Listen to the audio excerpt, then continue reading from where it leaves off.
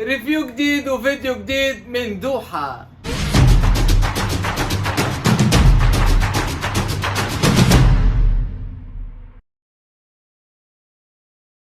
قبل ما نبدأ الفيديو متنسوش بقى تعملوا لايك واشتراك في القناة وتفعلوا زر الجرس عشان تشوفوا كل جديد. فيديو النهاردة بقى وهو افتكاسات بلبن. كل مرة كده بينزل لنا افتكاسة شكل، فالنهاردة بقى هنشوف حاجة كده من اسمها كده يعني غريب شوية. يعني بلبن كل شوية ينزل لنا اسم جديد بافتكاسة جديدة، وهو حتة برضه صياعة ان هو يعمل اسم جديد كده، لان هو برضه بيسوق لنفسه. فالنهاردة بقى معانا القشطوزة. قول يا دوحة. بصراحة كنت مستغرب من الاسم شوية، اللي هو انا مش عارف اقول له ايه. حتى انا بقول للراجل انتوا عندكم الاختراع الجديد ده؟ بص لي وضحك قال لي القشطوزة. قلت له ايوه. فالراجل حتى بيضحك، اللي هو يعني الاسم غريب، اسم مختلف، وطبعا يعني كل قشطوزة مختلفة عن اللي جنبها، وطبعا كل نوع مختلف عن النوع التاني. فالنهارده بقى هنشوف كل قشطوزة بتقول ايه، وكل قشطوزة بتعبر عن رأيها. عندهم 5 انواع تقريبا، وانا جايب منهم 3. في البيستاشيو والنوتيلا والمانجا. كان في تقريبا اللوتس والمكسرات. انا جبت دول لان انا بحب دول، واغلى حاجة البيستاشيو. فنبدأ كده حاجة حاجة، ونبدأ من الرخيص للأغلى، ويلا بينا. أول ما نزلوها الدنيا ولعت، لقيت بقى بوستات من هنا وفيديوهات من هنا. حلويات هتروح بينا على فين؟ ولكن بلبن عمل لنا حاجه اسمها القشطوزه. حاجه اسمها قشطوزه. يعني ايه حضرتك؟ انا اقف يعني راجل طويل عريض كده زيي يقف قدام كاشير يقول له والنبي اديني قشطوزه ولا قشطوزتين. بلبن فرع بحري عشان نجرب كل القشاطيز. عمرك جربت شكل كليطة قبل قشطوزة؟ قشطوزة من بلبن. اي نعم، قشطوزة وليس قشطوطة، لا قشطوزة. القشطوزة يا جماعة وما طلعتش قشطوزة، طلعت تسطوزة. والله يا جماعة طلعت غريبة جدا. وكله بيقول لك ايه القشطوصة دي. لا ما انت جبول. وهم نزلوا بوست ايه كاتبين برضو سيع، وكاتبين علينا حتة قشطوزة، انما ايه مفيش اطيب من كده. فانا قلت اما اشوف بقى ايه القشطوزة اللي هم بيقولوا عليهم دي. ونبدأ بأول حاجة بالنوتيلا. والنوتيلا دي شكلها زي ما انتم شايفين كده، وسعرها 55 جنيه، ودي ارخص حاجة في القشطوزة اللي عندهم. نبدأ بقى كده نشوف الطعم. هو ليه سموها اصلا قشطوزة؟ لان بيقولوا ان هي تشيز وقشطة، فتشيز مع قشطة بقت قشطوزة. فيا جدعان انا مش عارف والله العظيم، احنا مش للدرجة دي يا جماعة. يعني الاسامي كتير يعني، بصراحة انا مش فاهم. نبدأ بقى نشوف الطعم، وشكلها كده زي ما انتوا شايفين. شوف الطعم بقى معانا، بسم الله.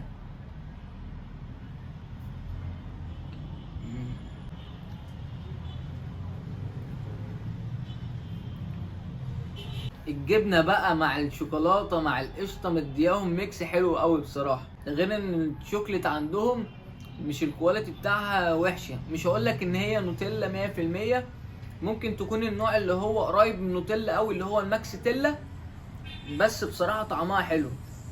ده غير ان الحوار الجبنه الجديد ده التشيز بقى لا حلو، تسلم ايد انما حجمها انا شايف ان الحجم عادي تقريبا. الصور اللي على النت بحس ان مبالغين قوي في حجم القشطوزه، فمش عارف يعني.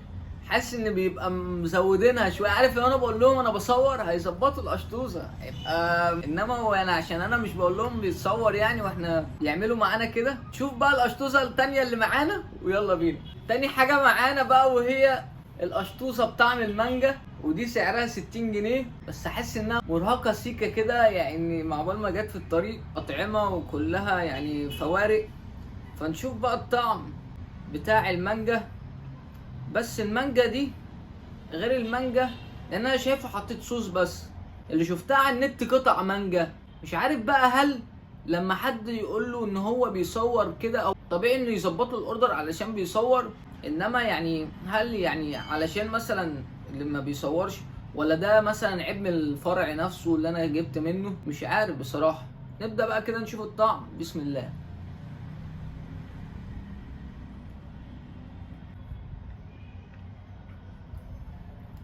هي المانجا طبيعي، علشان بس نكون صادقين معاهم وما نقولش ان ده صوص وكده بيترش مثلا او حاجه. لا بصراحة المانجا فريش وطبيعي، بس اللي انا شفته على النت قطع مانجا، قطع مش عصير كده ولا الدنيا حر، مش عارف بصراحة، بس كانت قطع متقطعة. ده غير انه بيحط عليها عصير زي المانجا كده، وعليها ايه القشطة ساحت علشان الجو وكده، اول ما جبتها من هناك وحطيتها في الفريزر. بس انا قصدي ان كانت التانية فيها مانجا كتير عن كده، وسعرها 60 جنيه. السعر مش هقول لك وحش، السعر شغال، مش برضو رخيص، السعر كويس. والجبنة نفس الجبنة التانية اللي كانت في النوتيلا، ونفس القشطة ونفس كل حاجة، بس انا حاسس ان هي واكلة مع النوتيلا اكتر.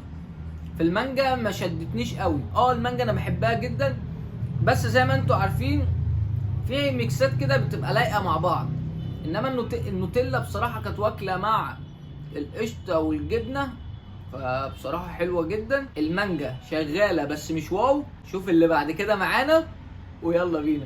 اخر اشطوزة بقى معانا، ودي سعرها 70 جنيه، وهي البيستاشيو الفستق. بصراحة حجمها حلو ومتظبطة ومتقسمة وتمام التمام. ممكن عشان اغلى حاجة ولا ايه مش عارف، بس كلهم يعتبر ساحوا شوية، انما دي يعني لسه بخيرها، فالغالي فعلا تمنه فيه. نشوف بقى البيستاشيو معانا، والبيستاشيو بصراحة انا بحبه جدا. نشوف الطعم معانا بتاع البيستاشيو والقشطة بقى، وحاسس ان في قطع كده، ولا دي الجبنة ولا ايه؟ هي جبنة تقريبا فيها مطحون فيها زي بسكويت، حاجة زي كده يعني. شوف بقى الطعم معانا، بسم الله. دي طعمها الصراحة حوار. البيستاشيو على الجبنة مع القشطة مديانهم طعم احلى بكتير من كمان النوتيلا، واغلى منهم بصراحة، لان الفستق غالي، فسعرها 70 جنيه. مش عارف انا قلت ولا لا، بس اوفر اول طعمها حلو جدا. دي تعتبر احلى توزة اكلتها الصراحة النهاردة. الاختراع حلو مش وحش، مش هقول لك انه رخيص، سعره مناسب، وفي حاجات غالية شوية علشان برضو الحاجات دلوقتي مش رخيصة، فاختراع حلو. وفكرة الاسم ده يعني برضو ملعوب فيه شوية، لانه عايز يثير الجدل علشان يعمل ماركتنج حلو. فكرة حلوة برضو من بلبن. فاحلى طعم عجبني النهاردة البيستاشيو، وبعد كده النوتيلا، وبعد كده في الاخر المانجا. بس وده كان فيديو النهارده معانا. يا رب يكون عجبكم الفيديو ده. ما تنسوش بقى تعملوا لايك واشتراك في القناه وتفعلوا زر الجرس عشان تشوفوا كل جديد. وقول يا دوحه.